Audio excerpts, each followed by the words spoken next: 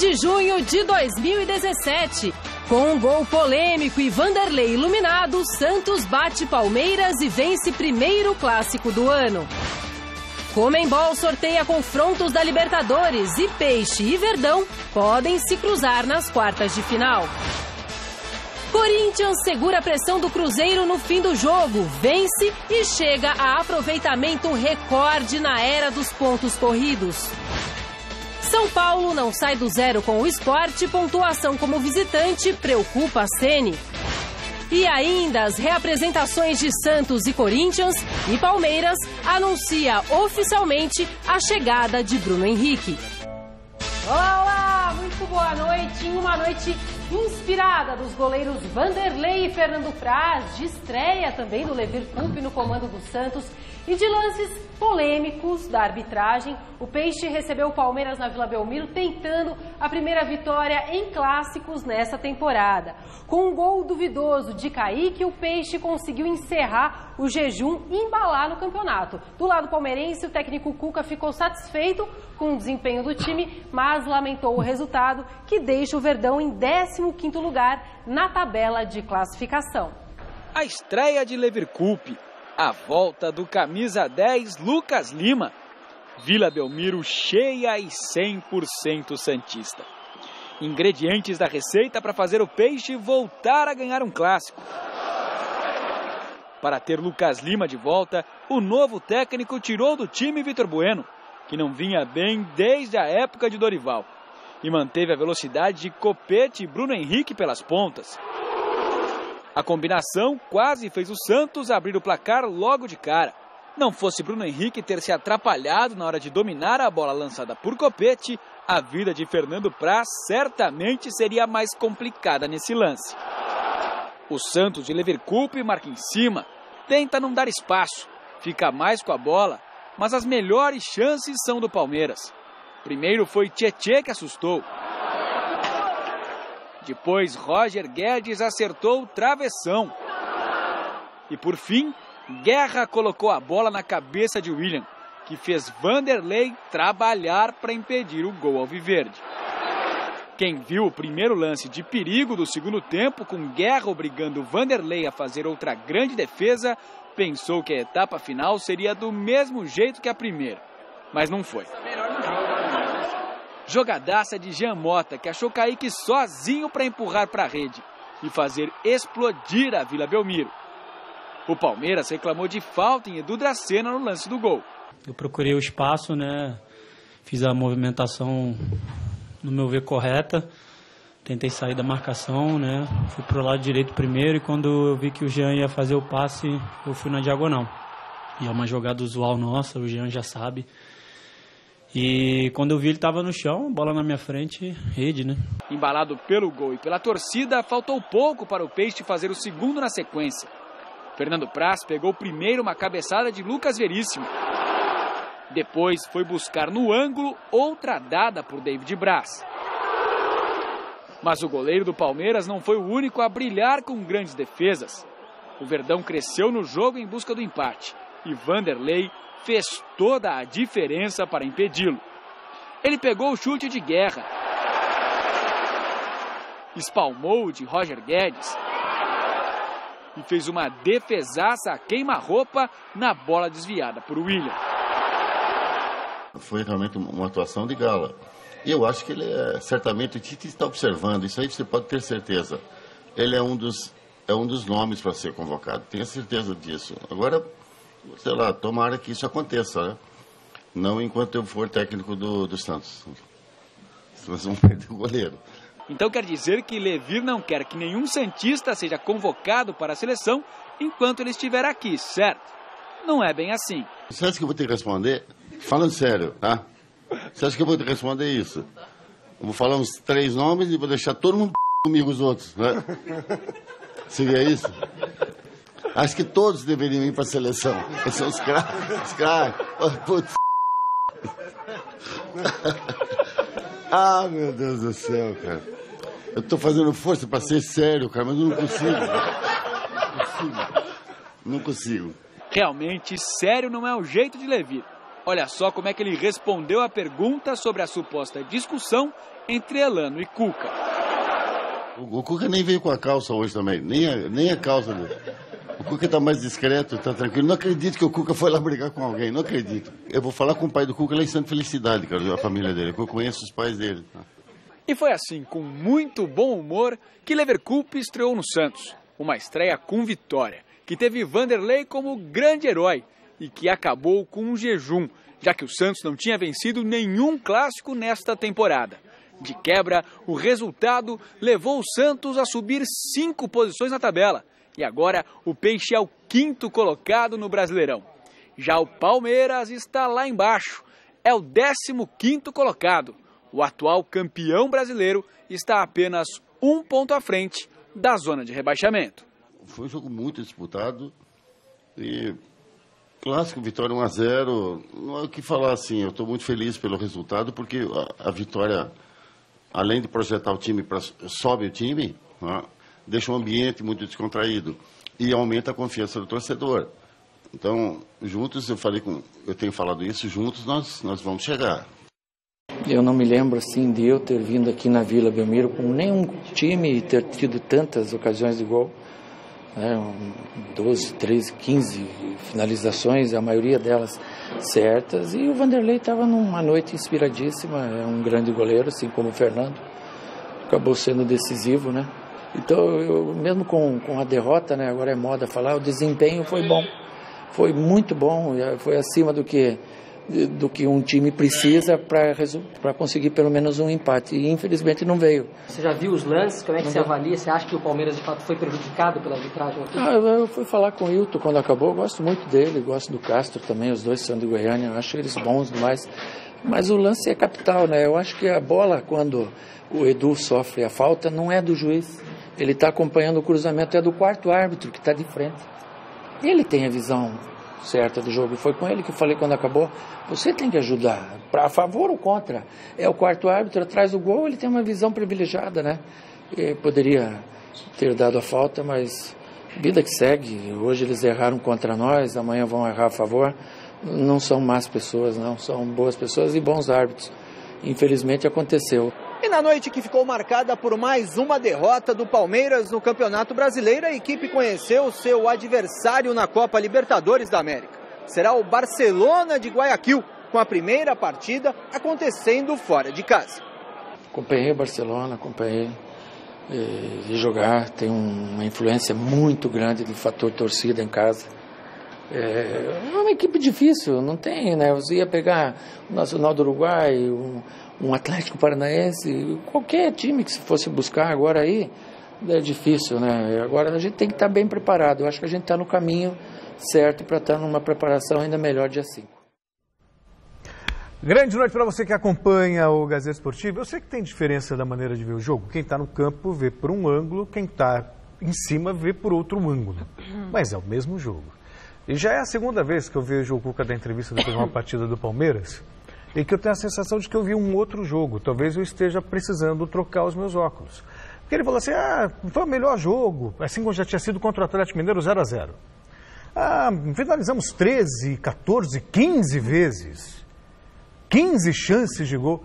Gente, eu vi 2 chances do Palmeiras no primeiro tempo. Uma com o William e outra com o Roger Guedes, que a bola bateu na travessão. E no segundo tempo, 4 boas defesas do Vanderlei. Contra 2 boas defesas do Praz. Quer dizer, o volume de chances criadas nem foi tudo isso. Só que as 4 bolas que o Vanderlei pegou, plasticamente foram belas defesas e que fizeram a diferença, obviamente, no placar final. Mas o Palmeiras está longe de ser esse primor que eu vejo o Cuca falar depois do jogo. Vejo melhora, percebo melhora no Palmeiras. Mas para quem viu o Palmeiras como grande favorito, maior favorito para ganhar tudo, dos últimos 10 jogos o Palmeiras venceu só 3. Perdeu 5 partidas. Dos grandes de São Paulo é o time que mais perdeu. O Corinthians perdeu 2 vezes, o Palmeiras perdeu 10 vezes. Quer dizer, o que mostra que é decepcionante a campanha do Palmeiras, pelo elenco que tem, pelos jogadores que contratou, esperava-se muito mais. Quanto ao Santos, muito gostoso ver o Leverkusen dar entrevista. Ele é leve, sabe? Ele é competente e é leve, é bom astral, é rápido. A entrevista foi até mais legal que o jogo em si. Boa noite, Roberto Helena Júnior, meu mestre. Boa noite. O Levir é inteligente, sabe? Inteligente. Ele é. Um atributo raro no nosso futebol. E com isso ele consegue transmitir essa alegria, né? Despertar esse prazer de ouvir um cara inteligente falando. O Palmeiras, não é que o Palmeiras não está jogando, ele está muito longe de praticar o futebol que se espera dele pelo investimento feito, pelo nível dos jogadores que dispõe, né? E o jogo realmente foi um jogo mais ou menos, em que você vê que, por exemplo, o Levi Coupe, o time dele ganhou, mas ele não festejou. Isso. Ele disse, tem muita coisa para arrumar ainda e tal, porque tem.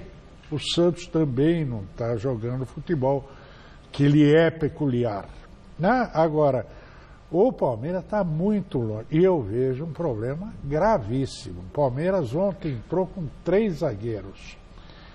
Tudo bem que um deles foi jogado de lateral esquerdo, mas eram 3 zagueiros de fato, de ofício. Quando você entra com um time assim, você já está despertando no adversário a sensação de que você está com medo. Com medo. Está com medo. Vai jogar, está jogando aqui na Vila e tal, vem com 3 zagueiros. 3 zagueiros e 2 volantes. Quer dizer, se você põe 3 zagueiros e você tem 2 laterais que avancem jogo, bem, né? Você tem no máximo um volante, aí você tem um meio armador, mas aí você... É aquela história que eles justificam, dizer assim, 3 zagueiros para liberar o time, para liberar o meio de campo. Não é. É para fechar. É para fechar. Entende? E é o que acontece. O Palmeiras, e outra coisa, o Palmeiras está mexendo, o Cuca está mexendo demais no time. Eu vou repetir isso aqui quando chegar a hora de falar do Corinthians e quando chegar a hora de falar do São Paulo. Futebol é conjunto e você só adquire conjunto fazendo com que a maioria dos seus jogadores joguem juntos o tempo inteiro, sobretudo num calendário cretino como o nosso, em que não há como treinar. Entende? Então é fundamental que você mantenha o mesmo time e tal, que é o que o Corinthians faz e que está fazendo o Santos. Agora, mas deixa eu perguntar uma coisa para você. Eu não tenho muita convicção da falta do Kaique no do Dracena. No primeiro momento eu não achei, depois vendo por um outro ângulo eu achei. Qual é a sua impressão? O choro aí vale ou não? Eu tenho a impressão que eu tenho, porque também não ficou muito claro. Eu vejo um braço esquerdo dele ali, não sei se é suficiente para deslocar. O braço está mais ou menos protegendo ele da chegada do... A falta seria nesse tropeção, nesse tropicão. Mas esse tropicão do Edu ocorre porque ele tenta passar na frente do Kaique. Isso é verdade. Entende? Então aí ele que tropeça no Kaique. E cai. E Kaique. E aí teve um outro lance também que eles reclamaram, que um pênalti também para o Palmeiras. Viu o pênalti também? Que o árbitro não marcou para o Palmeiras? Esse lance aí? No Edu Dracena também? Nada, aconteceu nada. Então, segue o jogo, Nico. Para de chiar, para de chorar e trata de mexer nesse time para que ele jogue com a mesma formação, o máximo de tempo possível, senão o Palmeiras vai ficar numa situação crítica, hein? Isso aí. Bom, você já meio que antecipou a nossa enquete, como é de seu costume, né, Celso, ser um pouquinho aceleradinho, mas eu vou repetir para você que está em casa, tá bom? Vote na nossa enquete que está no ar do site GazetaEsportiva.com. A gente quer saber o seguinte, você aí de casa, acha que houve falta no lance do gol do Santos nesse clássico? Sim ou não? Acesse o nosso site, vote, o resultado eu dou no final do programa de hoje. Já falaram, né? Já. Obrigada. Mireille Darc. Ela não parece a Mireille Darc agora com esse cabelinho assim?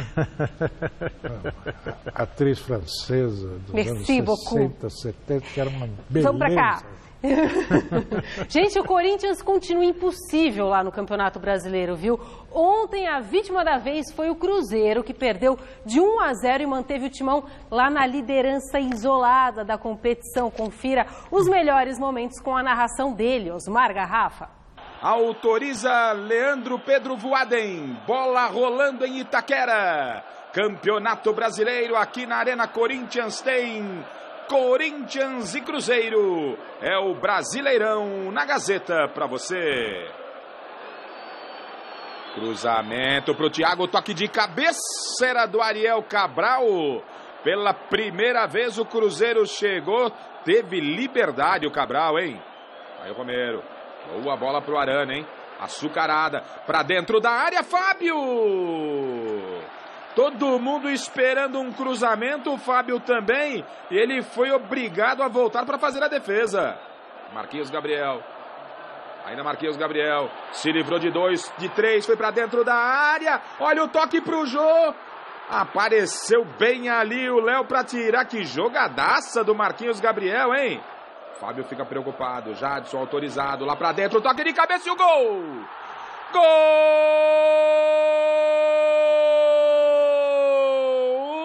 do Corinthians! Olha o Alisson, Paulo Roberto tenta encurtar, aí o Alisson bateu direto, ela foi linha de fundo, o Cássio ficou só torcendo, hein? Tá preocupado o Cássio. Rafinha, cruzamento para dentro da área, o toque de cabeça, olha o Ábila! Que é isso, Ábila? Que é isso, Bandeira? O Bandeira tá confirmando o tiro de meta, para mim tinha condição ali, hein? Jadson lá para dentro, Balbuena de cabeça, Fábio! Espetacular o goleiro do Cruzeiro! Que bola do Fábio, hein? Que bola do Fábio. Grande defesa. De novo Jadson. Jogou pra dentro da área. Pablo Fábio! Opera milagre na arena. O Corinthians aperta. O Fábio salvou a pátria de novo. Vem Cruzeiro. A defesa do Corinthians tá aberta, hein? Tá aberta, hein? No contra-ataque. Bola pra dentro da área. O Thiago Neves até tocou nela.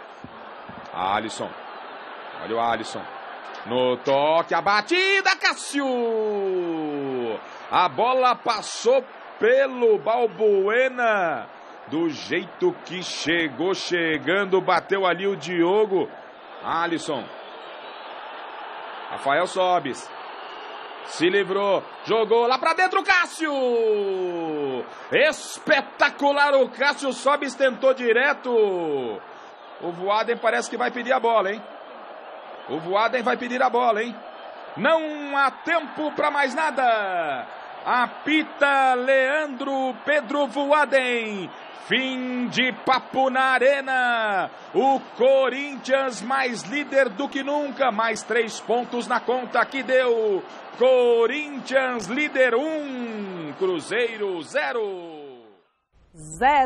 Fábio Carille de um lado, Mano Menezes do outro. O duelo entre Corinthians e Cruzeiro marcou um encontro pra lá de especial. A reportagem é do Alexandre Silvestre. Se o Jadson respeita o Mano Menezes, imagine o Fábio Carille. Repetindo o que eu já falei várias vezes, sou muito grato. Foi ele que me trouxe para cá junto com o Sidney Lobo em janeiro de 2009 e eu só trabalhei com eles aqui. Agora em lados opostos. Concorrentes de profissão, cada um no seu quadrado. O experiente treinador do Cruzeiro versus o promissor comandante do Corinthians. Quem diria? Eu não acredito que isso ajude alguma coisa hoje mais no futebol, ter trabalhado assim. Claro que eu sei das ideias dele, ele sabe as minhas também, mas é muito pouco assim para resolver um jogo, né? Acho que tá muito fácil as buscas hoje para saber o que o adversário pensa de um jogo. Oportunidades muitos recebem. E o que faz a diferença é o que o profissional faz com a oportunidade que ele recebe. Então, fizemos a ele o que foi feito para nós no passado. E eu acho que a gente fica muito gratificado em ver o que ele fez com essa grande oportunidade que recebeu, que é estar num grande clube como o Corinthians. Amigos, em Itaquera à vontade? Vai nessa. A orelha de Mano esquenta e a cabeça ferve quando o Carille festeja a testada certeira de seu zagueiro. Eu acho que foi 70% mérito do Jadson e 30% meu que só teve que empurrar para dentro. Mas o importante é o rendimento do time, que a gente está muito bem focado, o compromisso é muito grande. Falei para ele que foi de ombro, né? Ombro e cabeça. Não foi só a cabeça. Fez o movimento de lado e acabou pegando no ombro, né? Então eu dou nota 8. Foi bom. Se tivesse só de cabeça, dava nota 10. Mas foi um excelente gol. Perdendo, o técnico visitante mexe na volta do intervalo. Tira um do meio e coloca outro na frente. Esse aí, ó, Alisson. Inquieto, vê a raposa atacar. Carille mantém a expressão corporal tranquila, inclusive nas defesas milagrosas de Fábio. E responde taticamente. Troca Marquinhos Gabriel por Cleison. No xadrez da bola, Mano avança peças. Aposta em Rafael Sobis. O estudioso Carille dá o troco. Giovanni Augusto retorna ao tabuleiro. Aos 40, Menezes apela para Rafael Marques na vaga de Thiago Neves. Contesta impedimento de Ábila. Lamenta o não balançar da rede de Cássio. Pisando em ovos, o novato Fábio Carille saca o xodó da Fiel Romero, fechando a casinha com Camacho. Segura os 3 pontos em casa, mantém a invencibilidade, 20 partidas sem derrota, a liderança isolada no Campeonato Brasileiro. Conseguimos fazer um primeiro tempo bom, segundo tempo não tão bom assim. Mas está todo mundo de parabéns com a vitória. Sei que essas perguntas sobre título vão acontecer. É normal das perguntas. A gente continua com os pés no chão e indo de jogo a jogo. A partir de agora começamos a projetar o Curitiba. E humildemente vai ao encontro do cara que lhe abriu as portas do Timão lá atrás, em 2009. Cumprimentamos, ele me parabenizou, eu agradeci. Como eu agradeço sempre que eu encontro, pela oportunidade que ele me deu de ter trazido para cá, me parabenizou pela campanha nossa. Foi só isso, no final mais um aperto de mão, mais nada. É muito difícil passar essa barreira da desconfiança que se estabelece no cargo, né?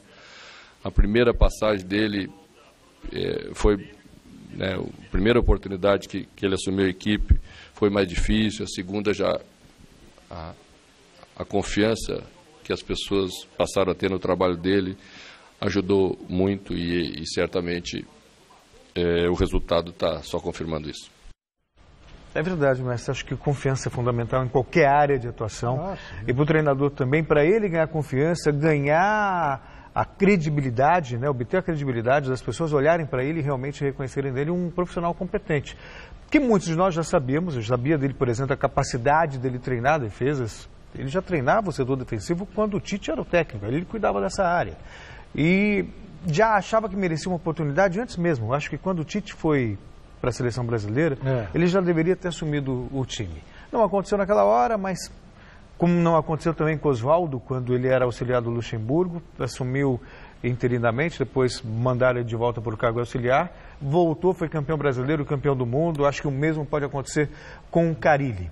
Claro, né? A gente está falando de... Ele já ganhou um título paulista, poxa vida, e num campeonato brasileiro, equilibrado como é. A gente pode questionar o nível técnico do campeonato brasileiro, a qualidade dos jogadores, os times, mas que é um dos campeonatos mais equilibrados do mundo, acho que isso não se discute.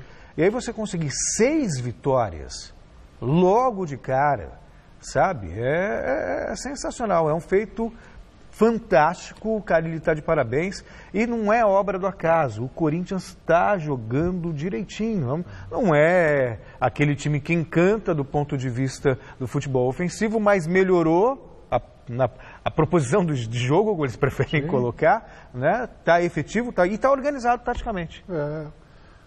O futebol, gente, os caras podem ter... O que é que o Carille faz? Não inventa. É isso aí. Sabe como é? Não fica querendo buscar soluções de acordo com o adversário, montar o time, espelhar o meu time com o dele, não sei o quê. Essas conversinhas todas que enganam o torcedor, né? E, sobretudo, os nossos analistas, que ficam com muita reboque dessas coisas. Nada, o Carille vai lá, treina o time como tem que treinar. Alguma defesa primeiro, depois vai para o ataque. E aí vai fazendo com que o time jogue sempre que possível com a mesma formação, para que o time não perca o conjunto, não perca a harmonia. Né? Sem trose.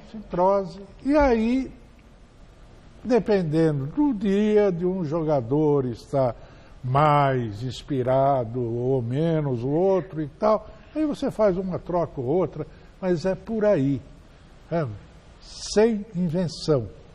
É isso aí, tanto que ele perdeu o Fagner, já tinha perdido o Rodriguinho, e o time manteve o mesmo padrão de jogo, a mesma organização. Até que melhorou, porque andou goleando aí, coisa que não... O Marquinhos Gabriel voltou e está bem, né? Porque ele liberou o Jadson para o meio também. E daqui a pouco o Giovanni Augusto vai voltar a jogar melhor e tal. Por quê?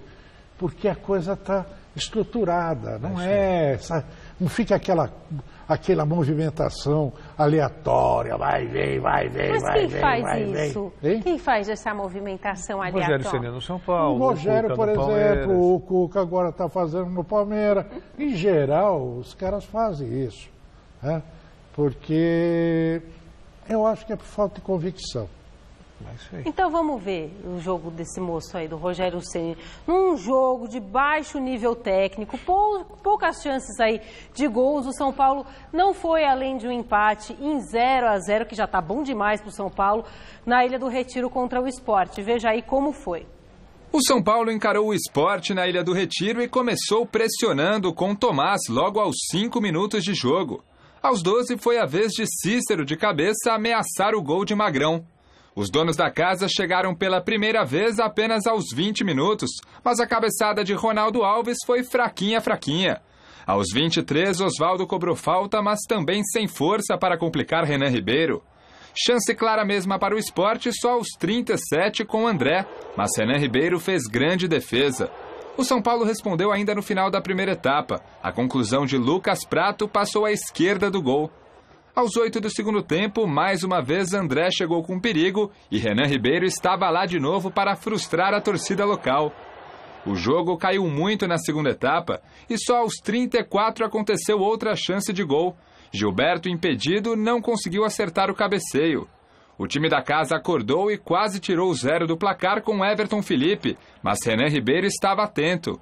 Já nos acréscimos, Prato cruzou na medida para Gilberto, que dessa vez cabeceou certinho. Só que Magrão fez milagre e garantiu o empate sem gols em Recife, em um jogo marcado por muitos erros de passe do Sport. Uma série de fatores, né? O erro de passe, falta de tempo para treinar, jogadores chegando agora ao clube, né? Que nunca jogaram juntos. E futebol, eu falo sempre brincando que não é uma ciência exata, né? Que você bota no tubo de ensaio e sai um time de futebol. Uma série de coisas que a gente tem com certeza que dá para corrigir, mas não é da noite pro dia que você consegue. Eu não estou lamentando dizendo que nós estamos uma... desculpa, saiu mal. Foi mal. Que nós estamos ruins, que não tô só lamentando o tal do tempo que a gente não tem para treinar, mas essa foi mal pra caramba. Para quem quer brigar pro título brasileiro, você tem que ficar em 4 pontos a cada 2 jogos, né? Você tem que trabalhar, fazer uma média de 10 pontos a cada 5 rodadas. E nós ultrapassamos esse limite, nós vamos ter que buscar já nesse domingo, nós vamos ter que buscar os 13 pontos e mesmo assim nós vamos estar atrás do que a gente almeja de pontuação para chegar no meio do campeonato, virar acima dos 30, entre 30 e 35 pontos, ao menos na virada do turno, para que você busque alguma coisa melhor. Os números frios revelam racionalidade, né? Faz sentido, mas a questão é o futebol para chegar a esses pontos que ele diz que são necessários. Futebol que o São Paulo não tem apresentado. O Luxemburgo também deixou escapar que o esporte está uma meleca, né? Mas com o tempo dá para resolver. O Rogério Ceni pintou aí no cenário do futebol brasileiro uma expectativa de que viria para fazer revolução.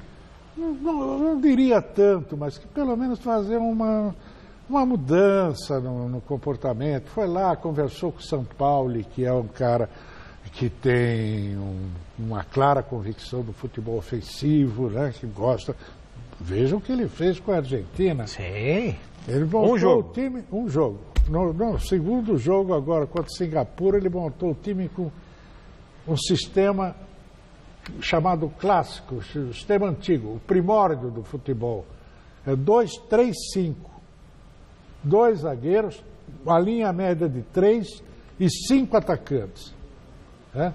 Não, 6-0, mas Singapura não conta. Tudo bem, também 2-3-5 não é para ser usado, a não ser quando o Guardiola o faz, tanto lá no Bayern quanto no Barcelona, quando ele chegava a jogar com 2 volantes como zagueiros. Porque o time joga tanto lá no ataque em cima do adversário que você não precisa de zagueiro, você precisa de volante, cara que saiba passar a bola, porque sempre volta para ele para começar o jogo. São Paulo, o Rogério, no entanto, está caindo no lugar comum. Meteu aí esses 3 zagueiros, porque ele começou muito bem fazendo gol para burro e tal, e era uma boa perspectiva que ofereceu. Mas tomava muito gol, e daí? O jogo fica mais bacana, o povo se diverte mais, é para isso que existe futebol. Não é para defender a posição dos técnicos.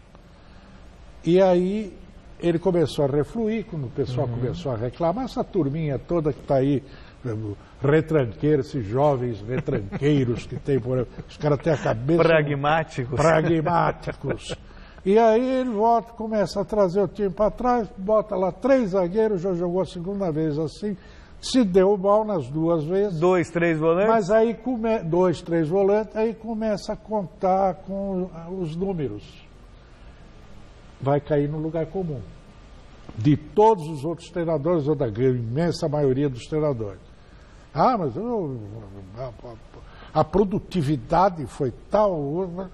Isso aí não é fábrica, sabe? Isso aí é espetáculo, é show, é teatro, não é usina de produzir resultado.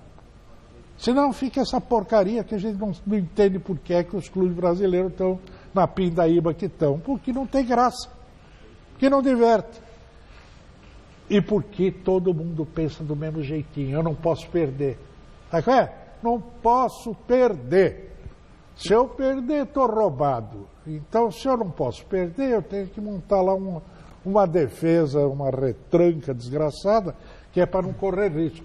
E o Rogério Ceni tem uma vantagem em relação a todos os outros. Conta com respaldo, paciência. Mas era Ninguém vai pegar no pé dele. Mas era o que se esperava, exatamente por ter essa consistência como técnico no São Paulo, que não vai ser demitido na segunda e terceira derrota, que ele poderia desenvolver um trabalho mais moderno, como vocês gostam de falar. O que você sugeriria para ele agora? O Rogério está assistindo a gente, né? Me telefonou aqui, Eu sugeriria primeiro parar de sair à procura de volante. Volante já tem nem mais. O São Paulo está atrás do Petros, andou atrás do Fernando Bob, está agora atrás do Manquejo, que está lá no Flamengo, e procurar meia armador. Dá chance para esse menino Lucas Fernandes, que é um cara que joga nessa posição. São Paulo não tem nenhum jogador que faça essa função. Só fica lá com aqueles volantões todos. Põe lá esse menino para jogar, eu pus ontem, pôs no finalzinho do jogo. E mesmo assim, foi quando o São Paulo teve uma melhora. Sabe? Parar agora vamos contratar um zagueiro equatoriano. Parar com isso, montar um time como se espelhe no Carille, que não conversou com o São Paulo, que não viajou para a Europa, que não conhece a teoria do futebol, e se baseia nele. Monta uma defesa normal, 4, lateral direito, um back, outro back, lateral esquerdo, um volante, 2 meias e 3 atacantes. E aí nós vamos tudo bater palma para você, Rogério. Eita, nada como feijãozinho com arroz, né? É. Vamos lá, gente, mais 5 jogos se tiver um movimentaram... bifinho, melhor, né? Oi? Se tiver um bifinho, melhor. Se tiver o bife, aí é lucro. Mais 5 jogos movimentaram a rodada de ontem no Brasileirão. Destaque para o Atlético Mineiro, que jogando na Arena Independência perdeu para o Atlético Paranaense, último colocado na competição. No Barradão, o Vitória recebeu o Botafogo e o primeiro tempo foi de Bruno Silva. Aos 29, ele abriu o placar e aos 41, aproveitou o rebote do goleiro para marcar o segundo. Veio o segundo tempo e com ele a reação do Vitória. Gabriel Xavier descontou logo aos 4 minutos. E Chiesa, pegando a sobra de bola na pequena área, definiu o resultado em Salvador, 2-2. O Atlético Goianiense abriu o marcador para cima do Avaí com Jorginho, 1-0. O lateral Juan apareceu livre e tocou na saída do goleiro para deixar tudo igual. Só que em 2 cobranças de pênalti, Everaldo garantiu a primeira vitória do Atlético no campeonato, 3-1. O resultado tirou o Dragão da zona do rebaixamento. Na inauguração da Ilha do Urubu, a nova casa do Flamengo, o time carioca bateu a Ponte Preta. Hever fez 1-0 de cabeça. No segundo tempo, Leandro Damião se antecipou à Aranha e definiu o placar no Rio de Janeiro, 2-0. No duelo dos Atléticos, melhor para o Paranaense, que venceu o Mineiro por 1-0. Felipe Santana falhou feio e Sid Clay não desperdiçou. Agora, ambas as equipes estão no Z4 da competição. A Chapecoense enfrentou o Vasco na Arena Condá e Andrei Giroto fez o primeiro do time da casa. Ainda no primeiro tempo, Jean aproveitou a cobrança de escanteio de Nenê e empatou o jogo. Só que Arthur deu os 3 pontos à Chape com este golaço. Lindo chute no ângulo de Martim Silva. E ficou nisso, 2-1 e fim de papo. Pois sim, e 2 partidas completam a 7ª rodada desse Campeonato Brasileiro. Um jogo já foi realizado nessa tarde, o Coritiba empatou com o Bahia em 0-0. O jogo foi no estádio Couto Pereira, em Curitiba. E logo mais, 9 da noite, o Fluminense vai receber o Grêmio no Maracanã. Bom, nosso assunto agora é Libertadores da América. A Conmebol definiu ontem, através de sorteios, confrontos das oitavas de final. A data dos jogos ainda não foram definidas, mas os confrontos de ida acontecerão nos dias 4, 5 e 6 de julho. Os jogos da volta devem acontecer somente nos dias 8, 9 e 10 de agosto. Vamos lá então aos confrontos. O Guarani do Paraguai vai enfrentar o River Plate. O Jorge Wilstermann joga com o Atlético Mineiro. O primeiro jogo acontece lá na Bolívia. Tem também The Strongest e Lanús, Emelec e São Lourenço, Atlético Paranaense e Santos. O jogo de ida vai ser na Arena da Baixada. O Barcelona de Guayaquil e vai encarar o Palmeiras. O Verdão faz o jogo da volta em casa. O Godoy Cruz recebe o Grêmio na primeira partida em Buenos Aires e o Nacional do Uruguai joga com o Botafogo. A equipe carioca decide o jogo da volta lá no Rio de Janeiro. Querem comentar esses confrontos? Rapidinho, acho que o Botafogo pegou o adversário, quer dizer, tirando o Santos Atlético Paranaense, né, que é um duelo brasileiro, acho que o Botafogo pegou o adversário mais difícil, né? Palmeiras não deve ter muita dificuldade com o Barcelona, o Godoy Cruz, não sei se chega a intimidar o Grêmio. Eu não sei, sabe, esse negócio de mata-mata, você fazer previsão é muito complicado. Esse negócio de dizer assim, mas esse time é um time ruim. Quantas vezes a gente vê esses times... Once Caldas, por exemplo? Once Caldas e outros tantos que aparecem por aí. Ano passado, Independente del Valle. Não sei, mas eu acho que o chato é o Santos ter que enfrentar o Atlético Paranaense, embora o próprio Levy tenha levantado a questão de que, bom, pelo menos não viaja, né? Claro. Pior seria se tivesse que ir lá para as altitudes da vida. E daí pode sair o adversário do Palmeiras, né? Se passar pelo Barcelona. E pode sair o adversário do Palmeiras. Muito bem.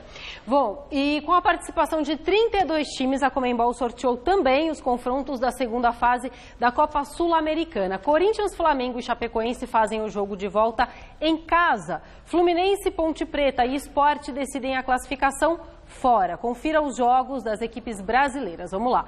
Patriotas da Colômbia e Corinthians, Sport e Arsenal de Sarandi, Ponte Preta e Sol de América do Paraguai, Fluminense e Universidade de Quito, Defensa e Justiça da Argentina e Chapecoense, e Palestino do Chile e Flamengo.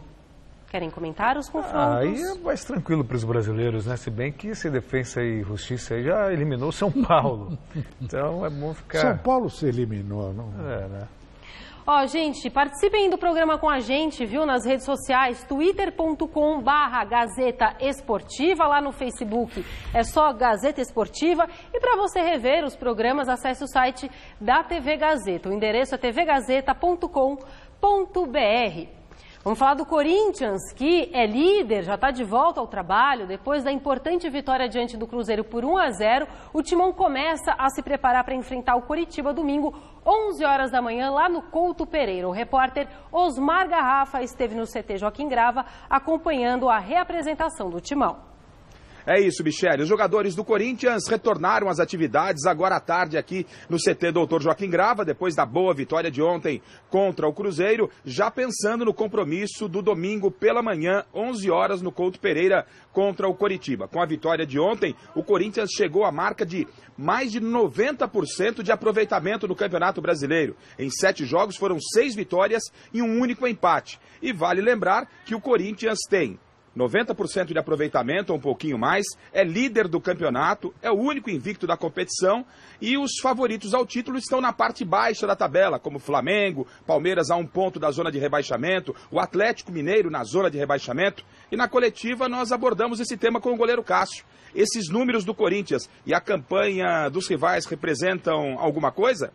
Esses resultados, esses números, eu acho que são fruto do nosso trabalho, eu acho que já não dá para se falar mais de começo de temporada, já vamos para 30 e lá vai jogos já na temporada, então já estamos no meio do ano e eu acho que o time mostra consistência e a gente acho que vem tendo esses bons resultados porque vem pensando jogo a jogo, passo a passo. Acho mesmo estando em primeiro com esses números, esses resultados específicos, ter ganho clássicos que são jogos diferentes, acho que a equipe não se deslumbrou, acho que tem muita humildade em pensar jogo a jogo, em respeitar todas as equipes e acho que a gente vem colhendo os frutos.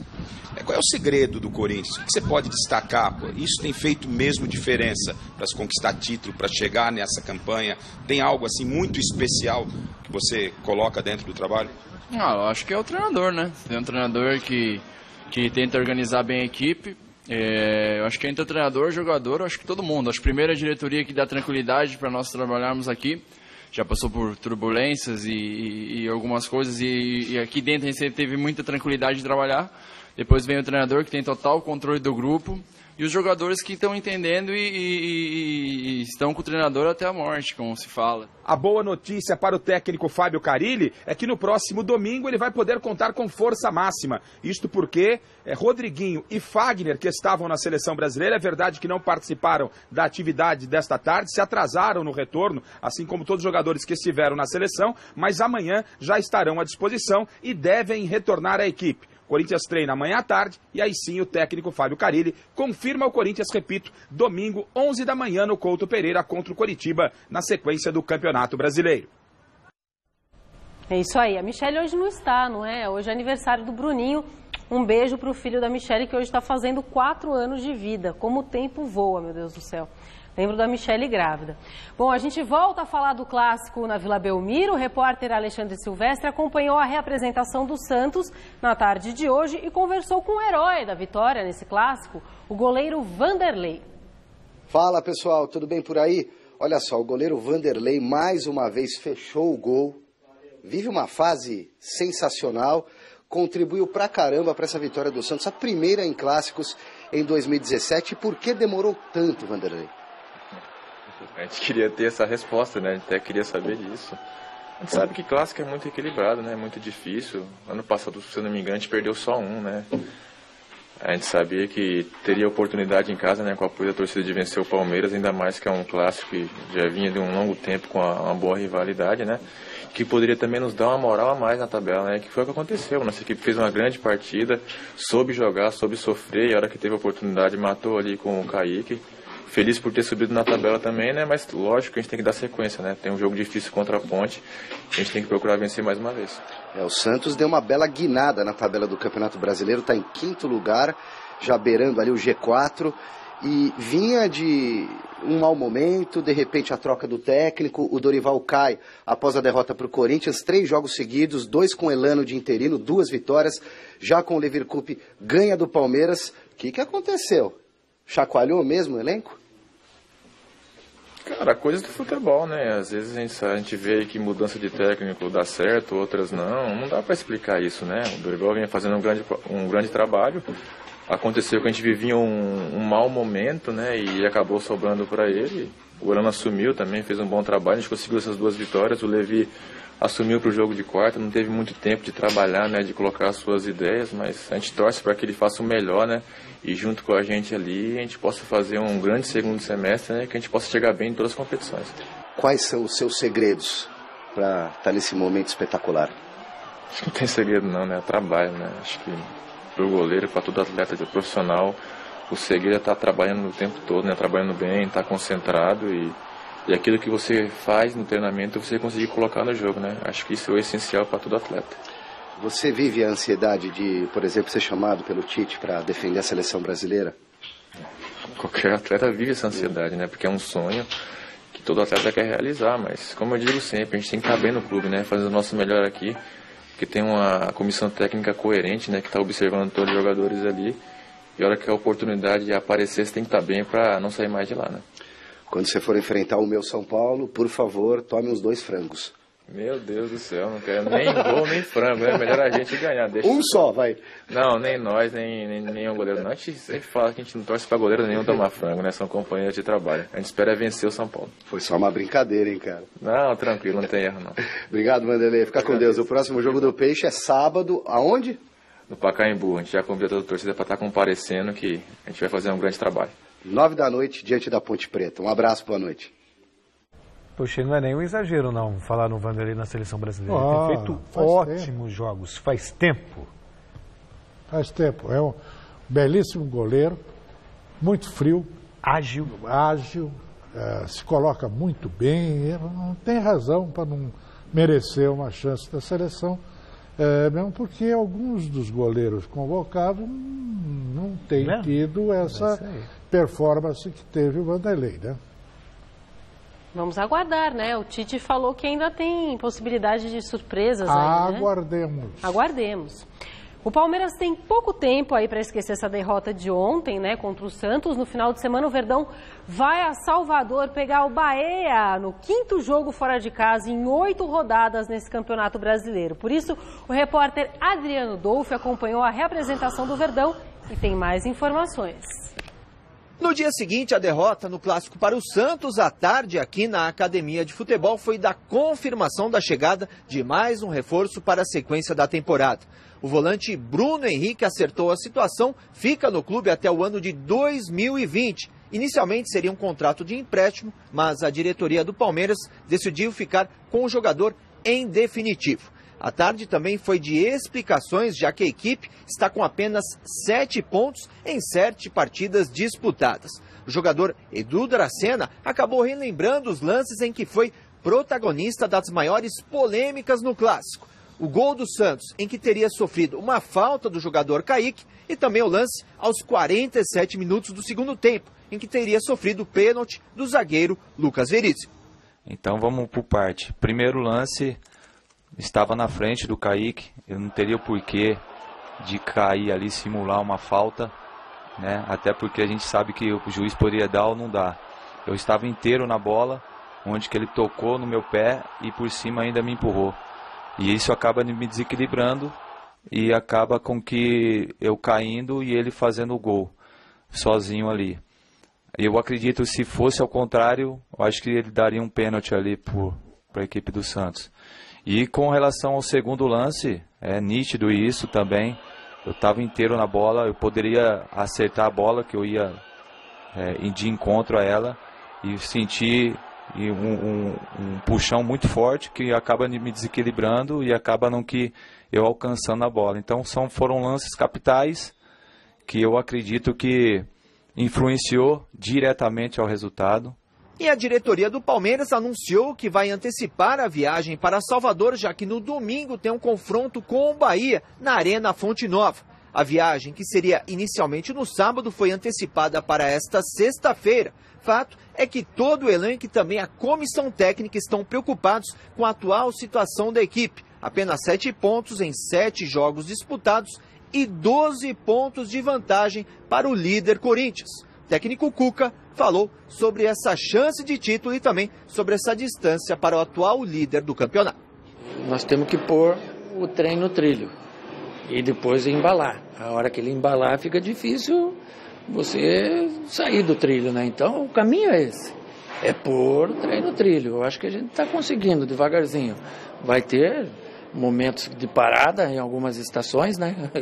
E a gente tem que saber lidar com isso. Quanto menos tempo para na estação, você tem uma chance boa ainda, estando 12 pontos atrás e chegar na frente. É lógico que é uma desvantagem grande, mas nós temos que estar bem preparados para dar uma embalada boa. Esse negócio aí de trilho me lembra muito o nosso presidente Michel Temer, né? De botar o país nos trilhos. Gente, o resultado final da nossa... Não, ele não é? O problema é o descarrilamento. É, que tem acontecido, né? Resultado final da nossa enquete no site gazetesportiva.com. Comentários políticos com a Anitta. Buf, bomba. Você acha que foi falta no lance do gol do Santos contra o Palmeiras? Não, 53%. Gente, o programa de hoje termina por aqui. Amanhã, Michele Janela está de volta. E eu, 9h30 da manhã, no Revista da Cidade. Beijo, tchau. E eu daqui a pouco no Jornal da Gazeta. Tchau, mestre. Tchau. E eu em casa.